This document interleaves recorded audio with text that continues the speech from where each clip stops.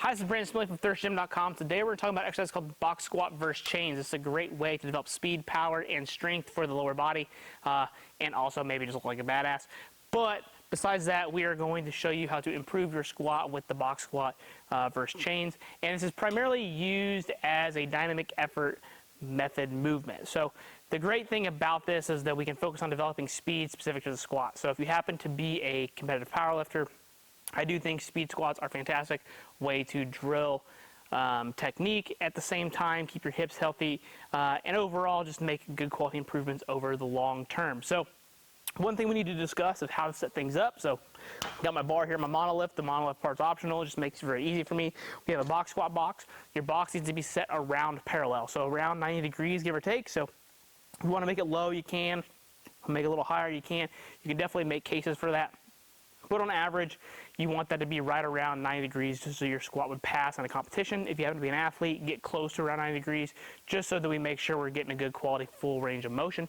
When it comes to setting up the chains, I really like these easy loaders from Elite FTS. You can certainly create a leader chain with smaller chain links and put the big ones on there. But what you really want to make sure is that your chains have chains on the bottom or on the floor at all times, and that majority of the chain is hanging away from the barbell. We don't want the chains hanging from a straight line from here to here. That's not how you set up chains. Watch our video of how to set up chains for the squat over at thirstgym.com. It's also on YouTube. But that's how we're going to do that. And today I just got it set up very simply with one chain on each side.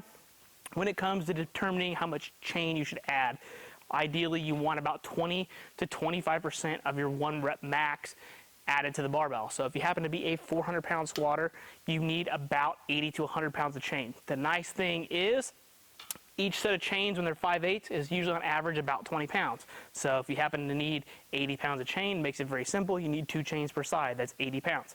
If you need 100, that's kind of where things get a little murky. You can find some that are smaller, some that are bigger. Try to get close. Usually, like I said, that's the right range, 20-25%. Usually just get in that ballpark area and you'll be pretty close. We just want to make sure there's not too much chain, but we also just want to make sure that there's not just like one link hanging on the ground and we've only got 4 or 5 links moving. But once you got that, our standard box squat technique applies. We really want to focus on pushing our knees out, hips come back, chest stays tall. And if we are doing this for speed work, we want to make sure we're applying as much force as possible into the barbell as we stand up. If it happens to be a max effort variation or a heavier variation, obviously you still want to try to apply as much force as you can, but understand that the bar is obviously still going to be moving rather slow.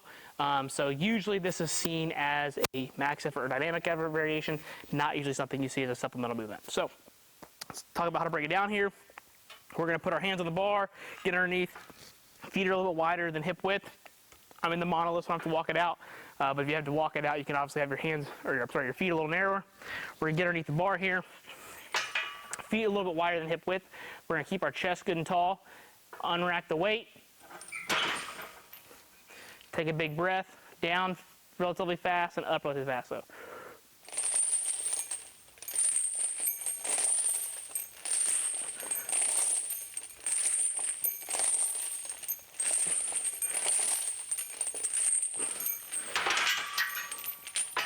So notice as I go to sit down, I'm staying in good control, my chest is good and tall. I'm not completely relaxing, I'm staying good and tight and solid on the box. My knees are not coming over my toes, I'm really kind of sitting back. I got pretty close to a perpendicular shin angle to the ground, so we're not going to be out like this necessarily, but we also don't want to be coming forward. But notice it's also not a tap and go, so we're just here, and then I'm going to lead with my chest as I come off the box. So in general, that's the execution of it. Now, what do the chains do? As we go down, the chains are deloading into the floor.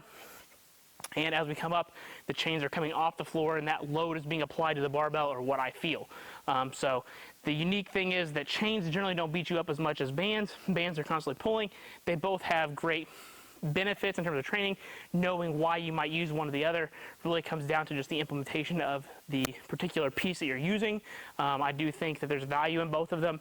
I don't think necessarily that one is better than the other. It all just depends, as context driven.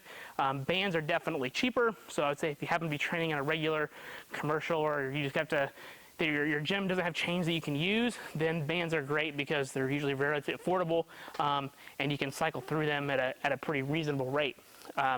But when it comes to programming, If we're using this as a dynamic effort method, kind of like Louis Simmons and Westside Barbell, we're usually doing this for 2 to 3 reps, sometimes 5 reps, and usually our sets are higher. So we're usually going to see about 8 to 12 sets, and we're going to try to keep our rest underneath 60 seconds on average. So you might be more around like 45, 50, but the goal is to not wait like 2 minutes between sets. We're trying to fatigue motor units here, trying to apply as much force as we can to the barbell, and our load is going to be usually between 40 and 60% of our 1 rep max. So again, if we take that 400-pound squatter, let's just say that we're going to start our wave. This is week 1. We're going to start at 40%, so that would be 160 plus our 80 pounds of chain. So you start factoring that in. You got 40 and 20. That's going to be 60%. That's really not a lot of weight. You know, that shouldn't be hard, but again, the goal is speed.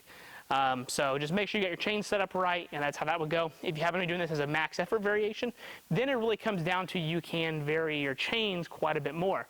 You know, if you don't want a ton of chain, you want just enough to challenge you through the strength curve, then 1 chain, 2 chains might be all you need.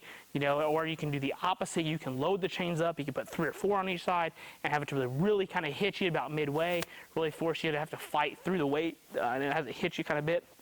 That's very common for like a raw lifter that uses knee wraps.